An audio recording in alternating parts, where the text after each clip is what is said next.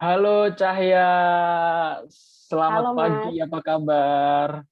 selamat pagi. Pak, Alhamdulillah ini, baik Mas. ini pagi, siang, sore atau malam ya? Ya kalau Teman-teman di mungkin sini yang masih pagi kok. ya, mungkin teman-teman yang nonton sekarang lagi malam, lagi sore, lagi siang. Oke, gimana nih kabarnya Cahya di pandemi ini lagi sibuk apa aja nih? Alhamdulillah sih di pandemi ini lagi ngajar online aja, ngajar bahasa. Mantap, mantap, mantap. Tetap produktif ya, walaupun walaupun di rumah aja gitu, tapi tetap produktif gitu kan. Iya tetap harus produktif, bukan alasan di rumah aja nggak ngapa-ngapain. Mantap, mantap. Oke, oke teman-teman. Jadi Cahya kali ini aku mau ngajak Cahya buat sharing-sharing nih. Jadi teman-teman, Cahya ini adalah salah satu mahasiswa dari sastra Mandarin gitu.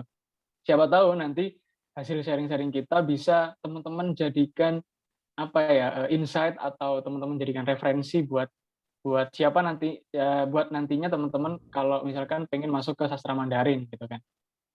Oke, first of all nih, Cahaya, sebelum kita lebih jauh tentang apa itu sastra Mandarin dan kehidupanmu di kampus, aku pengen tahu dong, why you choose this major? Kenapa kamu milih sastra Mandarin gitu? Kan banyak sastra-sastra yang lain tuh, apalagi Mandarin kan bukan bahasa ibu kita gitu kan. Kenapa kamu milih sastra Iya, Mandarin? iya awalnya sih waktu itu milih bahasa Mandarin itu karena saran ibu ya, saran ibu.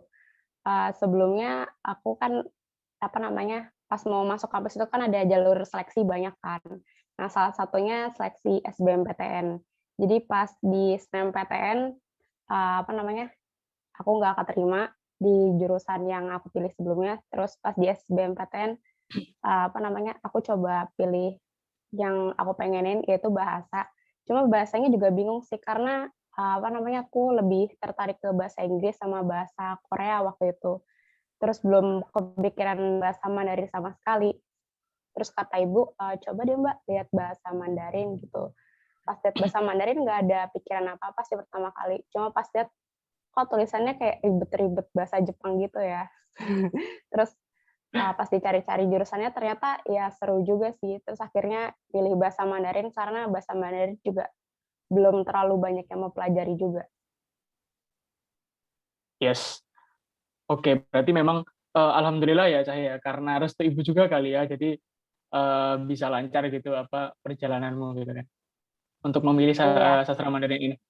Nah, kalau ini nih, kan aku sebagai orang awam yang belum tahu ya, di teman-temanmu nih, di lingkunganmu tuh mostly anak-anaknya tuh yang emang dateng nih waktu mahasiswa baru sudah ada dasar Mandarin, atau ada juga teman-temanmu yang memang benar-benar nol gitu bahasa Mandarin?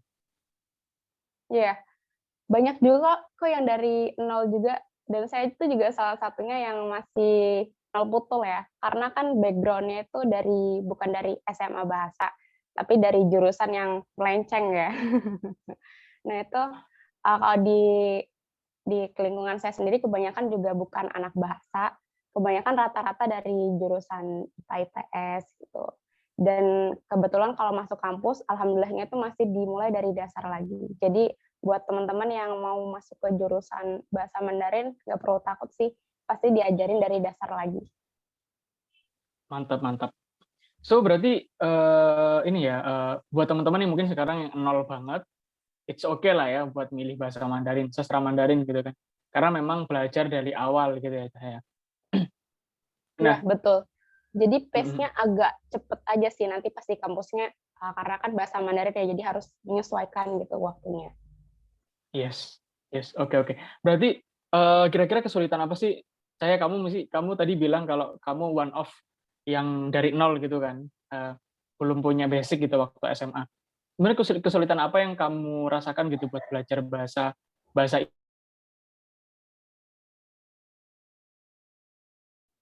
Kalau kesulitannya menurut aku sih di ini ya, berbicara ya. Ya, halo? Hmm. Oke, Jadi oke. heeh, di berbicaranya bahasa Mandarin. Karena bahasa Mandarin itu ini, ada nadanya dan kita kalau misalnya salah ngomong dikit, penekanannya beda, pelafalannya beda itu artinya juga salah.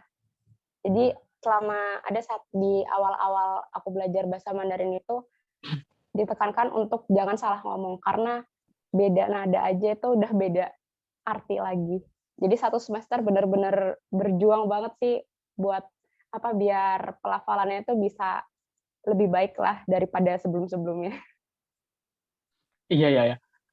Tapi aku juga ini sih, juga kayaknya misal, kan aku pernah juga kan belajar bahasa Mandarin tapi yang ini doang, kan dulu ada kayak program ke Taiwan gitu kan, kayak yang cuman sehari gitu loh Cahaya, tapi itu belajar bahasanya itu yang cuman 1, 2, 3, 4 kayak ngitung angka gitu, dan mereka emang bilang kalau nada itu mempengaruhi arti gitu, dan aku setelah mendengar itu langsung auto yang, wah sangat susah susah banget nih kayaknya belajar bahasa Mandarin gitu.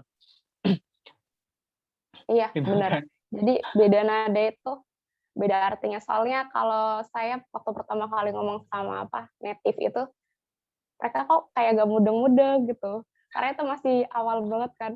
Oh, ternyata nadanya tuh salah. Padahal pelafalannya sama ya, cuman nadanya aja yang beda ya. Iya, nadanya beda, terus ininya beda, artinya beda lagi. Mantap, mantap. Nah, kalau selain selain speaking nih, Cahaya, apa aja sih yang dipelajari di sastra Mandarin tuh? Kalau di kampusku sih ini ya, nggak sastra itu bukan prodinya, jadi prodinya itu pendidikan bahasa Mandarin, walaupun jurusannya jurusan pendidikan bahasa dan sastra. Jadi yang tempat aku kuliah itu masuknya ke pendidikan, jadi lebih ke cara mengajar kita nanti. Kita juga mempelajari sastra, linguistik atau kebahasaan itu juga dipelajarin, tapi secara umumnya aja. Jadi lebih ke arah pendidikan sih sebenarnya. Oke. Kalau untuk budaya, sejarah sejarah Mandarin itu dipelajarin nggak? Iya, dipelajarin juga, tapi tidak semendalam sastra ya. Kalau pendidikan karena ke arahnya sekolah, jadi bagaimana kita diajarkan menjadi pendidik juga, tapi juga dipelajarin juga sastra, terus kebudayaan, itu juga dipelajarin. Oke, oke. Berarti memang memang lengkap ya, nggak hanya belajar bahasa tapi juga ada pengetahuan tentang Mandarin juga gitu. Iya, Oke. Nah, mmm, kan bahasa Mandarin ini bukan bahasa ibu ya, Cahaya. Maksudnya kita kan nggak dari kecil gitu belajar bahasa Mandarin, apalagi, kamu bilang bahwa, baru di kuliah ini gitu kan mendalami bahasa Mandarin gitu. Nah, bagaimana sih cara kamu buat meningkatkan skills Mandarinmu gitu kan, kalau di bahasa Inggris misalkan kita kayak nonton film, terus kita, ya practice speaking sama teman gitu kan. Nah, kalau kamu sendiri gimana cara kamu belajar bahasa Mandarin? iya, kalau saya sendiri sih pas belajar bahasa Mandarin lebih senang ke interaksi ya. Heeh. Jadi kalau misalnya karena aku tuh kalau orangnya tuh lebih suka ngobrol sama orang, ngobrol sama native-nya langsung. Itu coba-coba aja dan menciptakan dengan kayak gitu kan kita bisa menciptakan lingkungan bahasa yang mendukung juga untuk kita mau nggak mau harus menggunakan bahasa Mandarin. Kayak ngegunain sosial medianya Cina itu kan ada sosial medianya sendiri ya, yang itu bahasanya bahasa Mandarin semua. Jadi aku belajar pakai itu juga. Kalau untuk film-film sendiri, aku kurang tertarik juga sih sebenarnya sama filmnya Mandarin, jadi lebih ke memperbanyak interaksi dengan orang-orang Tiongkok. Mhm, Terus mhm. juga So berat suka baca-baca juga sih. Heeh. mhm. Ya berarti kamu, tipe belajarnya lebih ke yang praktis ya, interaksi dengan memang native-nya langsung gitu kan? Iya, benar. Walaupun belum pernah ke sana, tapi kan harus bisa interaksi. Seenggaknya kita bisa ngobrol sama native-nya dan punya bayangan, "Oh, nanti native speaker nih kayak gimana sih ngomongnya, sesuai nggak ya sama yang kita pelajarin?" Gitu. Karena kan, yang untuk dipelajarin sama yang di prakteknya kadang kan beda ya. Jadi Mhm, mhm, aku lebih suka yang praktikal aja. mhm. Tapi memang memang iya sih kayak beberapa teman-temanku yang kuliah bahasa dari negara asing gitu kan, mereka punya pengalaman bahwa ketika belajar di apa bangku kuliah gitu sama mereka praktis sama orang asli sana tuh beda gitu. Maksudnya lebih apa ya, kayaknya kalau kuliah tuh lebih ke yang teori gitu nggak sih? Kalau praktis kan lebih ke yang slangnya, terus kayak apa sih, bahasa-bahasa keseharian gitu yang memang dipraktekkan setiap hari gitu kan. Jadi memang kayaknya memang butuh praktis sama orang-orang sana sih yang setiap hari ngomongnya pakai bahasa itu gitu. Iya, bener. Dan apa, ini kan juga berlaku juga ya sama bahasa-bahasa lainnya. Jadi kita jadi lebih Mhm, tahu, budaya, kultur masyarakatnya di sana itu kayak gimana gitu. Jadi nggak cuma sekedar, "Oh, saya taunya dari buku, dari ini," gitu, dan kita kayak interaksi langsung gitu sama orangnya, itu lebih seru sih. iya iya, setuju, bener bener bener. Oke. Nah, eee, bahas sastra Mandarin kan kamu tadi bilang lebih ke pendidikan kan? Terus, Iya. berarti nanti output-annya kalau orang awam pasti, taunya jadi guru gitu kan. Ada nggak sih, prospek kerja lain gitu, ketika kamu nanti lulus gitu, lulus dari jurusan pendidikan sastra Jerman? Oh ya, kalau ini apa namanya, kalau prospek kerja, di kuliahan juga dikasih materi yang namanya terjemahan juga, penerjemahan. Jadi ada penerjemahan bisnis juga bisa, masuk ke penerjemahan bisnis, terus pariwisata kita juga bisa, kayak jadi pemandu wisata itu bisa. Terus jadi bekerja di bidang-bidang yang apa namanya, berhubungan dengan bahasa Mandarin, ya banyak juga kok. Selain jadi translator, ada juga jadi interpreter juga. Dan bisa juga loh masuk apa namanya, kalau ada minat di bidang kayak hubungan internasional, itu bisa masuk ke Kementerian Luar Negeri juga. Jadi diplomat juga bisa. Wih, berarti banyak ini ya, banyak banyak banyak peluang kerja gitu ya untuk jurusan pendidikan Jerman ini. Pendidikan Mandarin gitu. Nah, tapi Iya, aku emang setuju sih, ya setuju Cahaya kalau aku pernah pernah dapat satu statement, aku juga pernah bilang di videoku sebelumnya, itu kalau, suatu jurusan itu didirikan pasti karena ada, prospek kerja yang dibutuhkan gitu. Jadi ada kerjaan yang dibutuhkan, terus baru muncullah prodi gitu kan. Makanya iya betul. kenapa aku yakin banget, ya kalau kita kuliah itu pasti ada prospek kerja gitu kan, nggak akan pernah, nganggur gitu, tergantung, eee, kita nggak udah tahu nih prospek kerjanya apa gitu. Nah sekarang tergantung kitanya nih, kira-kira mau memaksimalkan apa enggak gitu kan.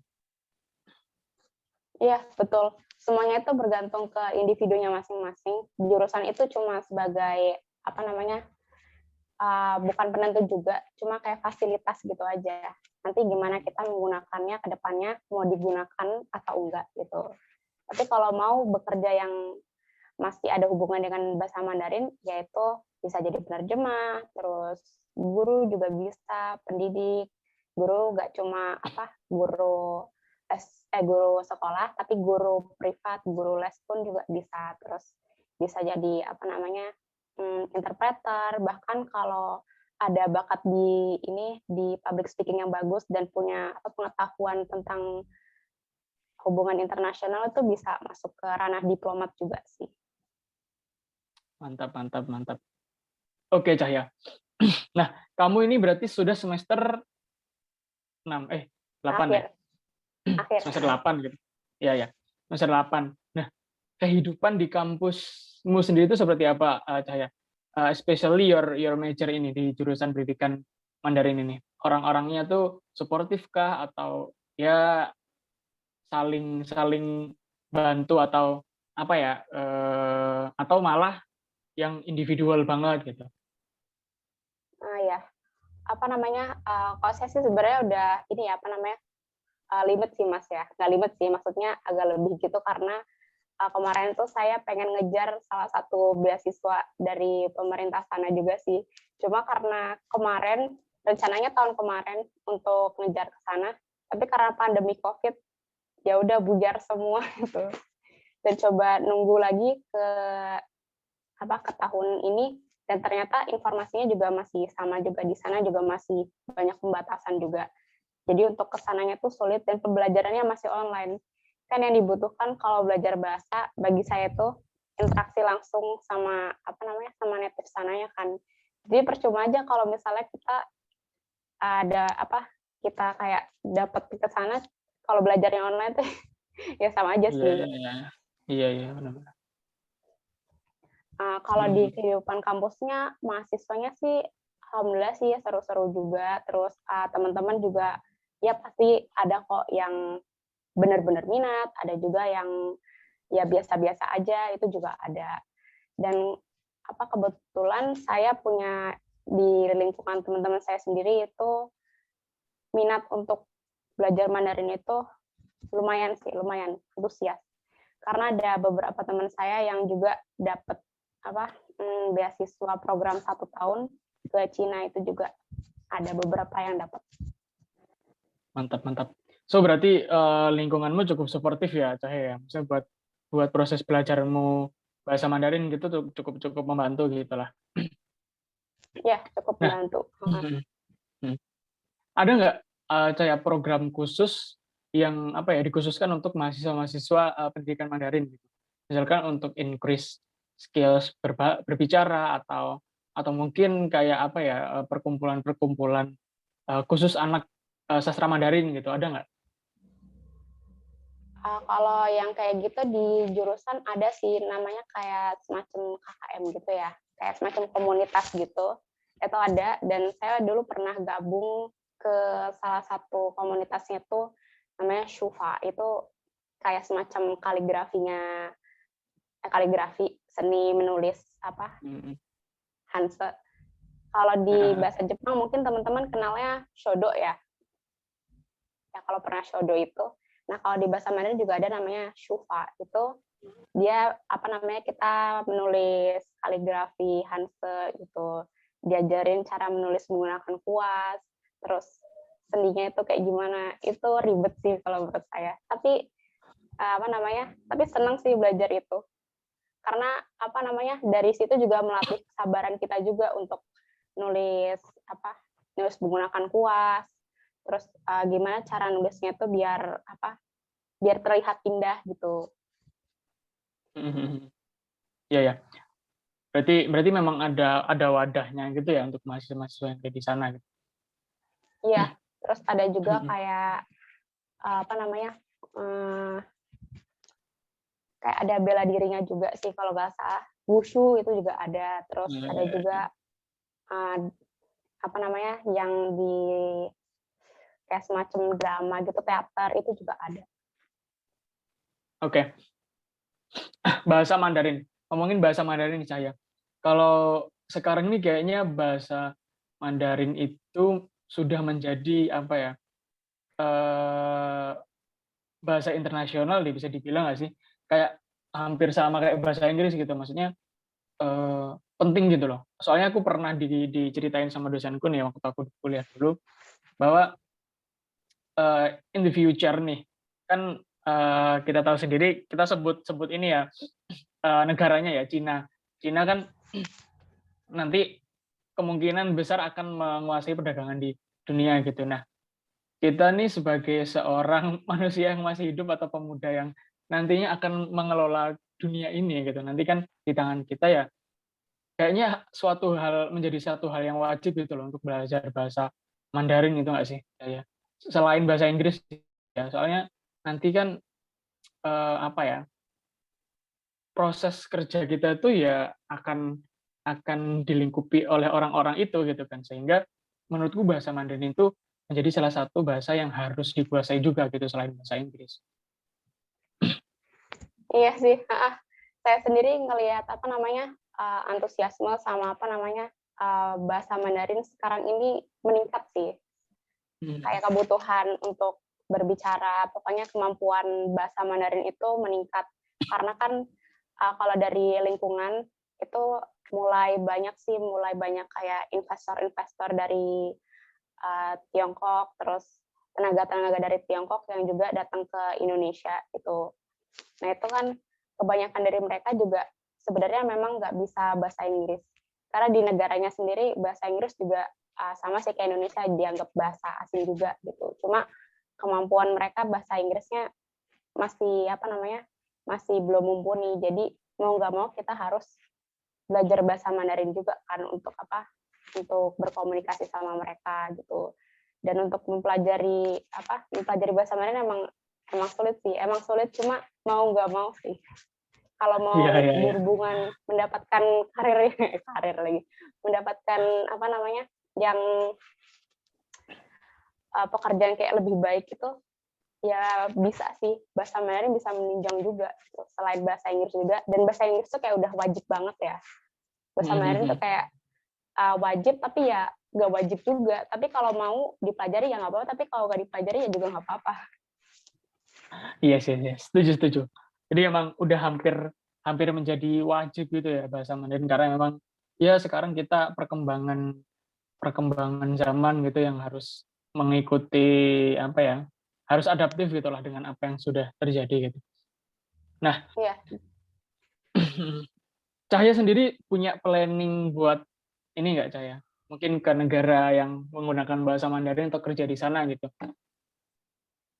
ya kalau saya sendiri sih pengen banget lah pasti kalau apa namanya bisa pergi ke Cina atau ya ke Taiwan pokoknya ke negara-negara yang menggunakan bahasa Mandarin gitu sebagai bahasanya, bahasa komunikasinya. Pengen banget supaya bisa lebih interaksi lebih lanjut Yes, juga, yes. terus mengasah kemampuan berbicara, interaksi gitu. Pengen pengen banget bisa suatu saat bisa ke sana. Bisa lah, bisa. Bisa lah. Jadi kalau aku bisa ngerasain sih Cahaya nanti pasti kalau kamu di sana kan, wah kamu sudah punya bekal bahasa Mandarin kan. Pastinya akan seru sekali gitu loh ngomong langsung sama yang emang orang-orang sana gitu dengan bahasa di sana. Iya, bener. Dan apa namanya, eee, di masyarakat kita sendiri kan juga ini sih, kayak suka beredar kayak, "Ya ini orang sana tuh kayak gini," gitu. Dan itu juga Hmm, pengen membuktikan kalau, ini nggak selamanya kayak kata orang gitu.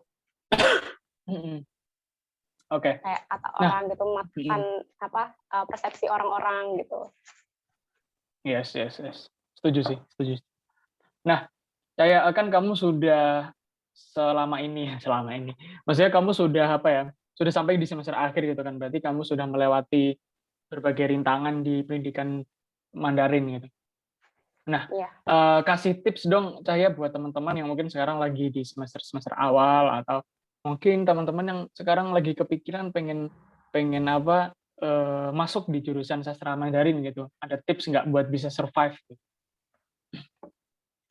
Ya, tips untuk survive-nya itu, buat teman-teman yang memang kalau dari awalnya sudah berminat itu pasti gimana pun caranya, pasti bakalan mau menyelesaikan gitu ya. Cuma kalau bagi teman-teman yang udah terlanjur masuk gitu, itu, pelan-pelan aja deh mempelajarinya, pelan-pelan mempelajarinya, nggak usah terlalu terburu-buru banget, nggak usah terlalu ngerasa tertekan juga, "Ih, bahasa Mandarin sulit banget," gitu. Ngeliat tulisannya aja udah ribet, udah pusing. Nggak usah terlalu ngerasa kayak gitu. Jalanin aja nanti pasti, bakalan lama-lama bakal terbiasa dengan itu dan bisa mampu menyelesaikan kok. That's right, benar. Yang penting yakin ya Cahaya, yang penting yakin dan Iya, terus iya, terus mencoba, terus berusaha gitu.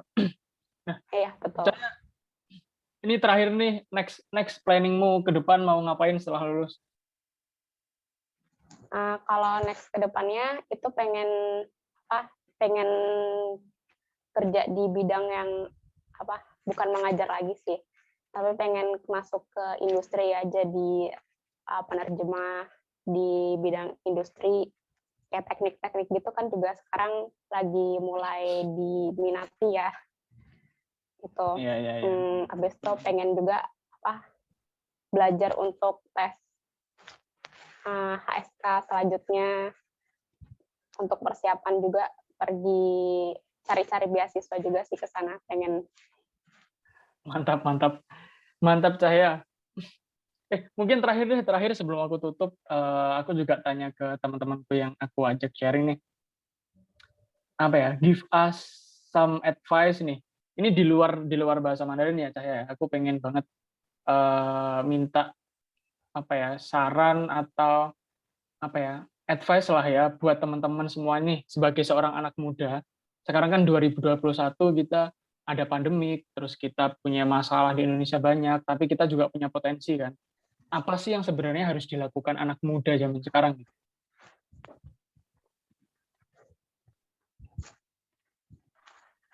Yang dilakuin sama anak muda zaman sekarang itu harus adaptif ya, adaptif sama lingkungan.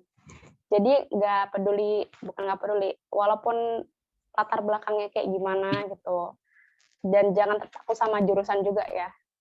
Itu harus adaptif gitu. Kita harus jeli melihat peluang gitu. Apalagi sekarang kan pandemi ya. Pandemi itu banyak yang kayak di PHK gitu, banyak yang kehidupannya juga menurun. Nah itu kita sebagai kaum muda nih, kita jangan menyerah dengan keadaan begitu aja gitu. Kita harus tetap cari, terus berusaha nyari peluang yang melihat ke depannya kalau potensi kita itu juga ada gitulah pokoknya.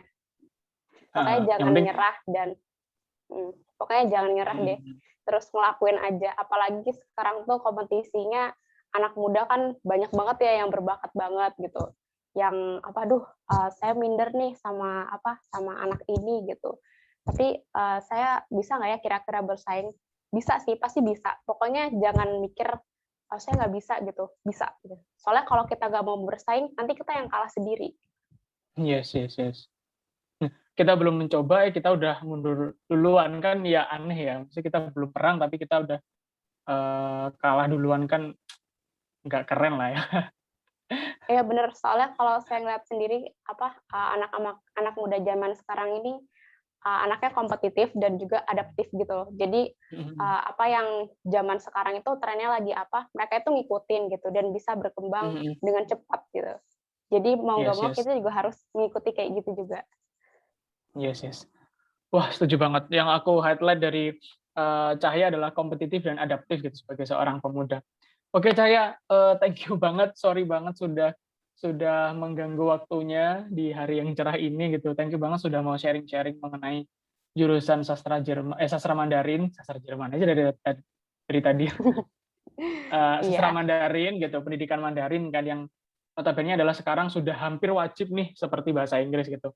Thank you banget Cahya, semoga nanti planning-planningmu ke depannya bisa berjalan lancar, kamu bisa pergi ke sana dan kamu bisa mengaplikasikan ilmu-ilmu di sana. Tuh.